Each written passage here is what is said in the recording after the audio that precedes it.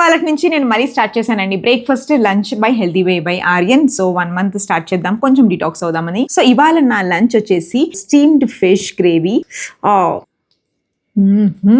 నోట్లో వేసుకుంటే కరిగిపోతుంది. అలాగే బ్రౌన్ రైస్, ఫ్రైడ్ రైస్. ఏంటి వాళ్ళు ఏం చెప్పకుండా తినేస్తుంది అనుకుంటున్నారా? ఫుల్ ఆకలేస్తుంది. ఇది ఈవినింగ్ తినడానికి చుడువా. 4 o'clock తాగడానికి మస్క్ మెలన్ జ్యూస్ రావట్లేదండి.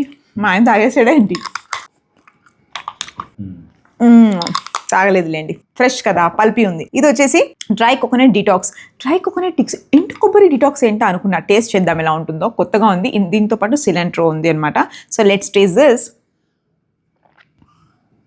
కొబ్బరి నీళ్ళ కంటే బాగుంది తెలుసా. డ్రై కోకోనట్, మనం ఎండు కొబ్బరి మామూలుగా కొబ్బరి ఉంటుంది కదా, చిన్న చిన్న ముక్కలు చేసి లైట్గా సిలిండర్ రైస్ చేశారు, చాలా బాగుంది. సో ఇవాళ లంచ్ హ్యాపీగా ఎంజాయ్ చేస్తున్నాను. Brown rice with fish. ఏమండి ఆరిఫ్ గారు చాలా ఎక్కువ చేస్తున్నారు. నన్ను వెళ్ళి అక్కడ స్పూన్ తీసుకొచ్చే లోపు తినేస్తున్నారు. ఈ మధ్య ఇలా చేయకూడదు.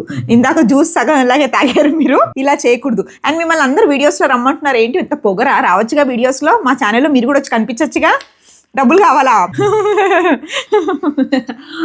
ఇస్తా, క్రెడిట్ లో ఇస్తా, సరేనా?